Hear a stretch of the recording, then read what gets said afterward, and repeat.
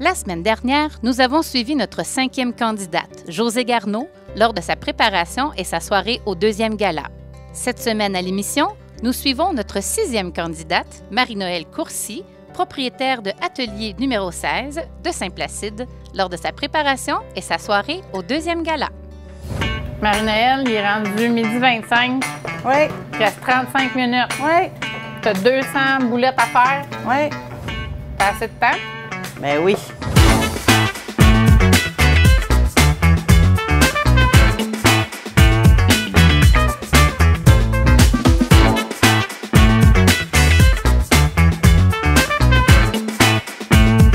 Comme un peu de misère à doser mes quantités, là.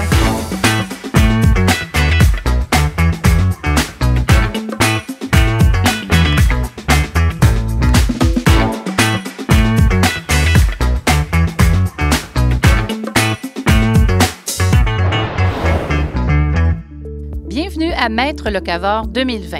Cette initiative de la coopérative du pub Sir John Abbott de Saint-André-d'Argenteuil se veut une compétition culinaire amicale où 8 candidats, 6 juges et plusieurs convives prennent part dans 3 galas. La particularité de ce concours est la proximité. Tous les candidats viennent de la région d'Argenteuil et des environs et ils devront cuisiner avec des ingrédients provenant d'un rayon de 50 km, d'où le terme locavore, voulant dire qui mange local. Dans chacun des 2 premiers galas, 4 candidats s'affronteront et 2 iront en finale. Cette dernière sera le 3e gala où les 4 finalistes s'affronteront pour le Grand Prix Maître Locavore 2020. Marie-Noëlle a choisi de nous servir son apéro de petites boulettes de porc croustillantes, pousses de moutarde et réduits de pommes. Bon, d'entrée de jeu, je ne suis pas un grand fan de porc. Donc, j'ai hâte de voir si elle va être en mesure de m'impressionner et de me faire découvrir le porc d'une certaine façon. On le sait, on peut être non fan d'un aliment, mais on peut apprendre à le découvrir et l'aimer, dépendamment de la présentation. Donc, c'est ce que j'ai hâte de découvrir ce soir. On est à la veille du gala. Qu'est-ce que tu nous prépares? Je fais un apéro de boulettes croustillantes au panko de shiitake avec une réduction de jus de pomme bio. Puis une petite salade de pousses que j'ai fait faire, un mélange de pousses en fait, juste pour moi, qui est tournesol, moutarde et betterave. Des pousses? Oui, des pousses de légumes, des pousses de... Moi, je pense que je vais en avoir assez de ça, hein? Un peu plus? J'ai fait faire un ratio pour le goût. En fait, la réduction de jus de pomme, c'est de faire réduire du jus de pomme. Puis, tu sais, moi, je suis vulgarisatrice. Donc, j'explique en détail tout ce que je fais. Le jus de pomme, c'est ça, on le fait réduire à feu très haut, très fort. Puis après ça, on l'ajuste comme on veut. Puis quand il refroidit, épaissit un peu. On va faire un petit roux pour le rendre juste parfait pour la texture. Puis ça, ben... en fait, je mets les boulettes dessus. C'est... ma recette, dit comme ça, est moins intéressante, mais c'est une affinité de saveurs. C'est un mélange de plein de goûts et de saveurs. L'acide, l'acidité, le sucré, le petit côté vinaigré, tout est là, tout est... Moi, c'est un tout. Il faut que ça soit beau. Fait que là, j'ai mon sous-chef, qui est mon amoureux, qui est la personne la plus patiente au monde. Ça te prend un cul de poule. Et là, évidemment que par défaut, je me mets toujours dans le rôle du sous-chef aussi. Mais bon.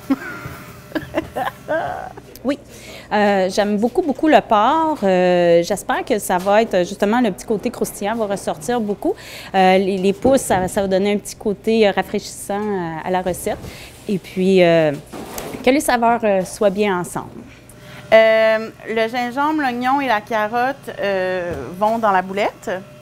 C'est une boulette de porc. En fait, j'ai choisi un porc, c'est du porc héritage qui vient de Saint-Joseph-du-Lac. Et c'est un porc qui est nourri au lactosérum et au petit lait de brebis et aux pommes. C'est un porc qui est beaucoup plus gras beaucoup plus humide, qui se façonne facilement. Puis écoute, pour moi, c'est délicieux, là. Si c'est trop sucré ou ton produit est trop gras, ça reste en bouche, puis c'est juste, tu sais, c'est pas ça que tu as envie de vivre, là. Tu veux vivre umami, une affinité de saveur, un beau mélange. Fait que les citrons jouent un petit rôle. Puis en fait, là, on n'est pas... J'ai acheté au IGA de la Chute. On n'est pas local avec le citron, mais il y a du citron qui pousse maintenant dans les Basses-Laurentides. Atelier numéro 5, tu connais plein de producteurs, puis de... Je rencontre beaucoup de gens, puis oui, je fais des belles rencontres, puis je découvre des producteurs. Mais mis à part mon entreprise, je suis une passionnée, je suis une curieuse. Donc, s'ils ne viennent pas à moi, je les trouve. Je suis tout le temps en train de faire de la recherche, de trouver ce qui se fait au Québec, au Canada aussi. Tu sais, exemple, de trouver des sels canadiens. Avant, on n'en avait pas. Maintenant, on a 2 compagnies qui font du sel, un à Vancouver puis un à Terre-Neuve. D'amener les produits plus locaux, c'est sûr que c'est pas toujours évident. Comme le citron, la fille, elle a des serres, c'est un projet d'envergure. Ça fait quelques années, je pense qu'elle travaille là-dessus. Mais, tu sais, on s'en vient au Québec où on va avoir une certaine autosuffisance. Fait que là, en fait, ce qu'on fait, c'est qu'on fait notre préparation et après, on va commencer à touiller et mélanger tous les ingrédients. Puis en même temps, une boulette frite, tu sais, c'est une petite boulette de porc que je vais faire frire dans la friteuse. Je veux pas qu'elle soit trop sec non plus. Fait que de rajouter oignon, le gingembre pas tant, là, mais ça y garde un peu une certaine humidité. Ça l'empêche de dessécher. Est-ce que tu les fais cuire avant de les faire frire? Non. Non. Tout est calculé, tout est mesuré en fonction de mon temps de friteuse. Puis en fait, ce que je vais faire, c'est que je vais mettre le réduit de pomme dans le fond, avec le jus de citron. Et je vais mettre les boulettes par-dessus. Donc, moi, ce que j'aime, tu sais, une boulette croustillante, c'est le fun, mais tu veux qu'elle soit accompagnée de quelque chose. Fait que tu vas avoir ta petite sauce de pomme pour la tremper puis la manger.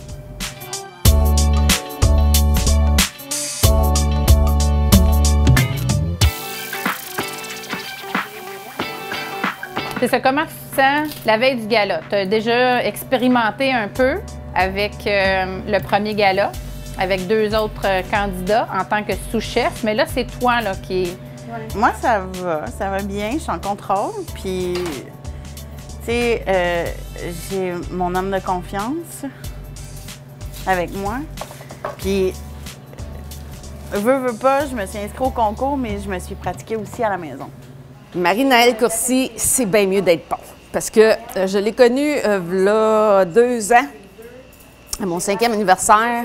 Puis elle est très chialeuse sur la bouffe. Donc, c'est bien mieux d'être sa coche.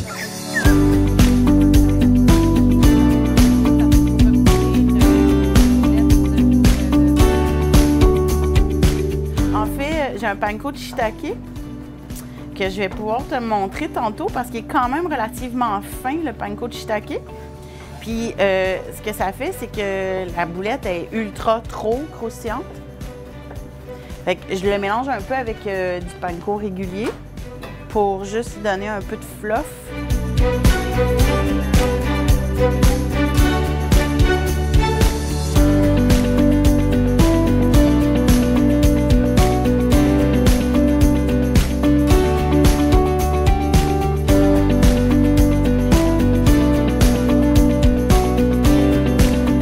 Quand on fait un maillage de saveurs comme ça,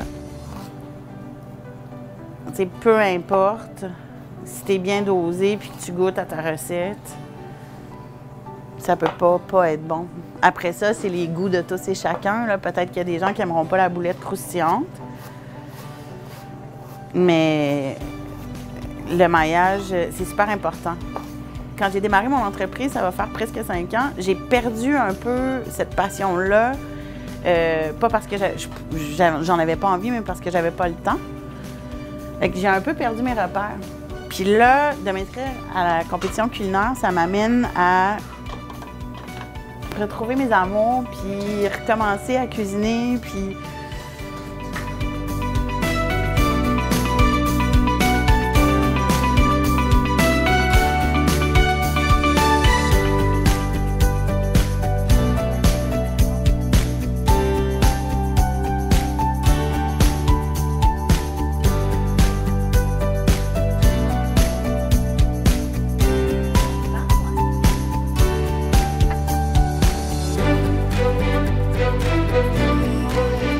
J'ai comme une crainte, pardon? Mais j'ai comme une crainte, je sais pas, je sais pas. C'est le petit stress de la compétition, là. Mais non, mais c'est parce que je doute un peu, comme d'hab, mais tu sais, il faut pas douter de nous. C'est juste qu'à la maison, tu sais, quand on fait des trucs, on est plus habitué avec nos petits chaudrons, on est habitué avec des plus petites quantités. Là, on cuisine pour 40.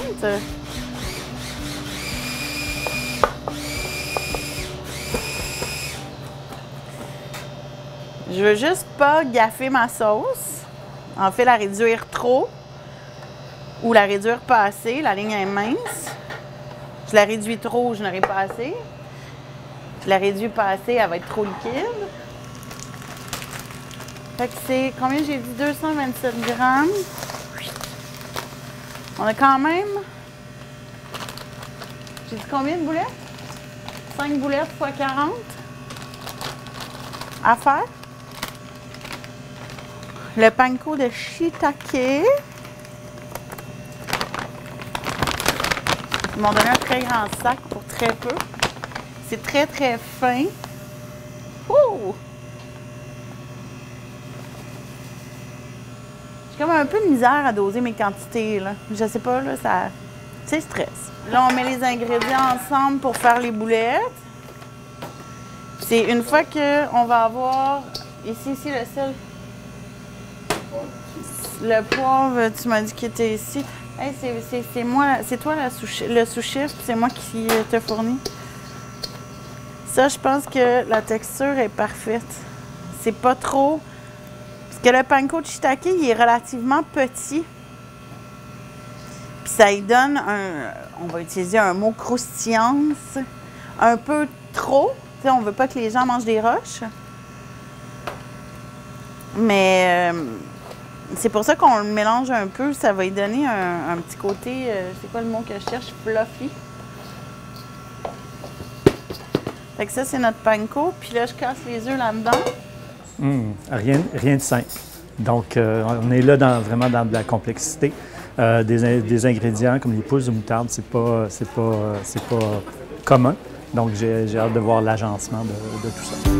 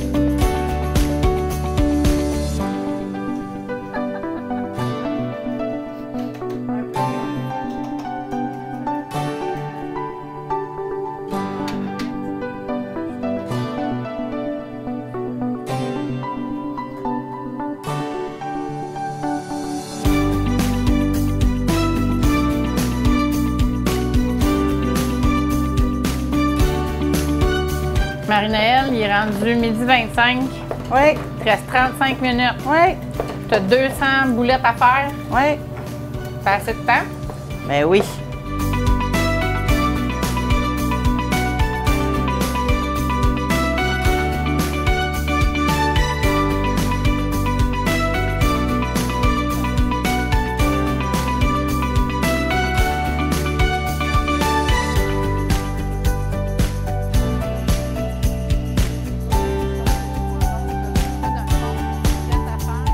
demain, quand on va arriver, on va partir la friteuse.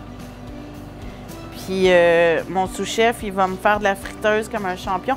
C'est une chose que si j'avais pas eu Chris, j'aurais probablement rien fait de frit.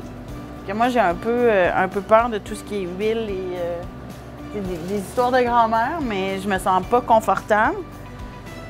Puis j'ai mon preux chevalier qui, lui, il trouve ça bien drôle, là.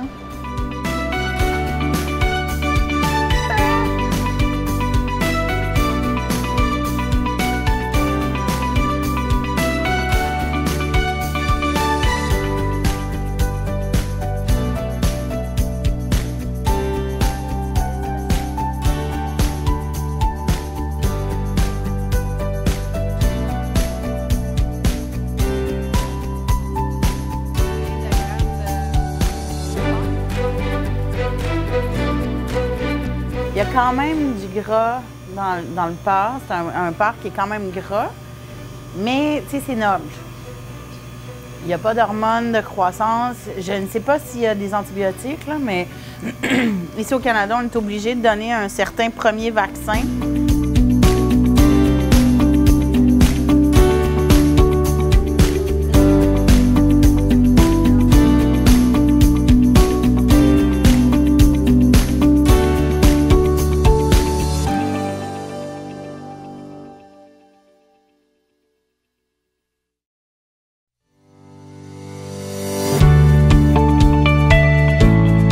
Maître Locavor 2020 est rendu possible grâce à ses partenaires. Donc, on est à quelques minutes de la présentation de tes plats, de ton plat aux juges et convives. Qu'est-ce qui te reste à faire là? Pas grand-chose, en fait. Tu dis pas grand-chose, puis pourtant, ton sous-chef est en cuisine depuis quasiment une demi-heure. Mon sous-chef, en fait, ce qui stressait, c'était juste que les boulettes soient pas aplaties dans la préparation, parce qu'on les a étagées. Puis il voulait s'assurer aussi que l'huile était assez chaude. Mais mon sous-chef, comme j'ai dit quand on a fait la prep, moi, l'huile, c'est pas ma force, lui, c'est la sienne. Puis je pense qu'il est un petit peu plus stressé que moi. Mais on est une équipe de rêve, n'est-ce pas? En fait, moi, dans ma préparation, il y a la sauce que je vais devoir épaissir rapidement. Mes pousses que je vais devoir mettre un petit peu d'huile, jus de citron. Puis, somme toute, à la fin, j'ai mon sel puis ma pousse de betterave qu'il faut que je coupe. Fait que je suis vraiment... tu sais, j'ai aussi fait le menu en sachant très bien le stress. Tu sais, c'est pas un secret, mais j'ai fait les auditions de MasterChef Canada il y a quelques années. Puis mon plat avait 13 éléments différents. Puis je faisais, en bon français, de l'huile d'olive à main levée. Puis quand tu es sous le stress, puis que tu trembles comme ça, de mettre la bonne quantité d'huile d'olive dans ton plat, c'est pas l'idéal.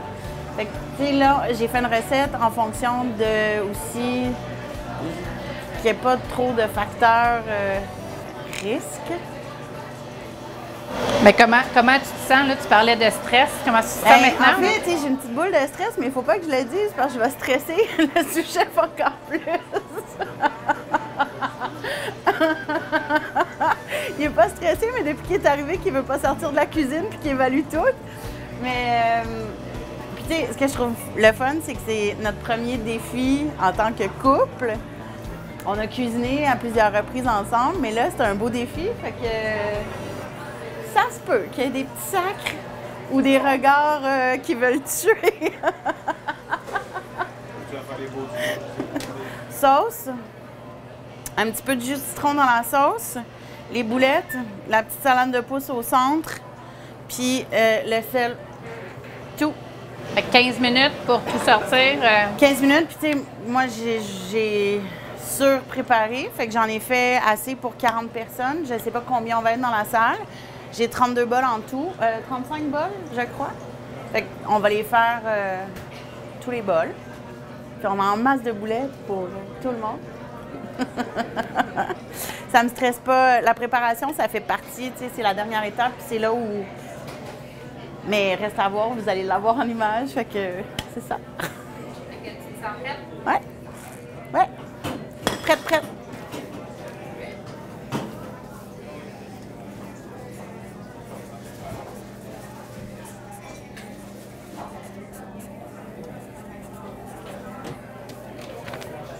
Ça fait pas du tout ce que je voulais. Merci. Je te donne un truc dans ça. Vas-y donc, je t'écoute, je t'entends.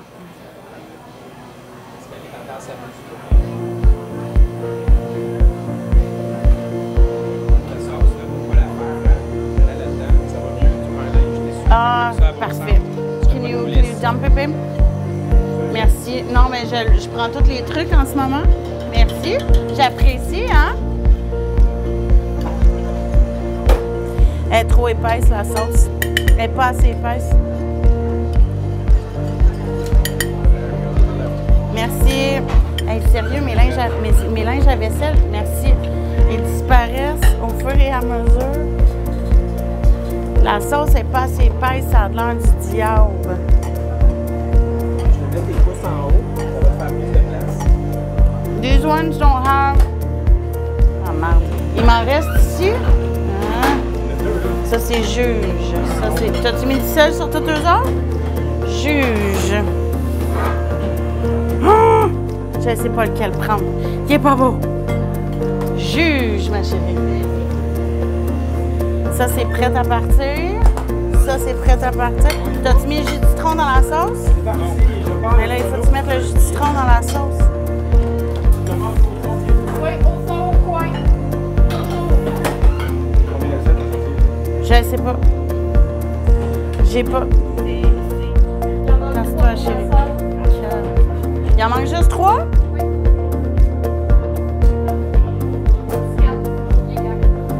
J'en ai 5. J'en ai 5 de fait. OK. Parfait. Il me reste combien de temps? Mais là, on n'est pas correct partout. 7 minutes. 7 minutes? Casse-toi, chérie. Take your time. Take your time. Hey, 5. That was 4. Tu sais pas compter. En français, 5 is 5 en anglais, hein? Moi, je reste avec le français pendant un an. Puis on s'est donné des soirées complètes parce que peut-être un soir qui suit, quelqu'un qui soit un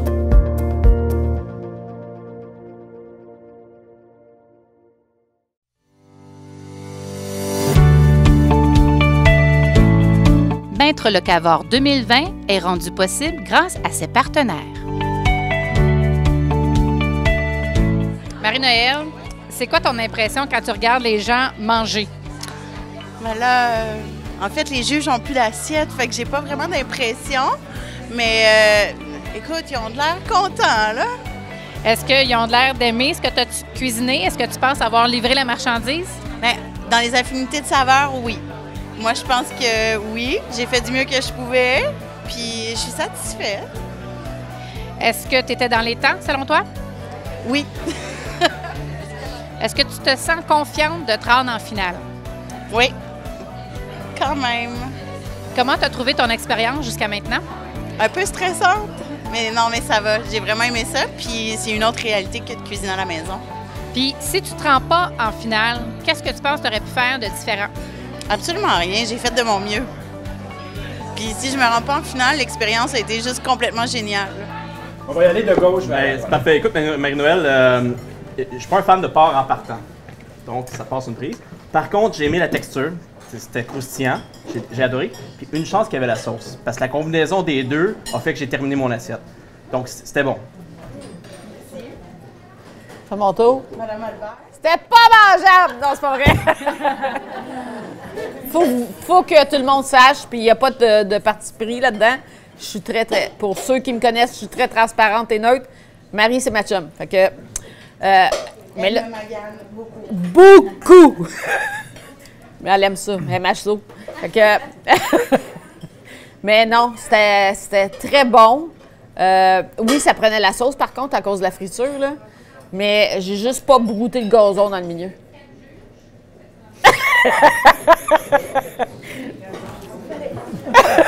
Merci, Madame Albert. Silence dans la salle.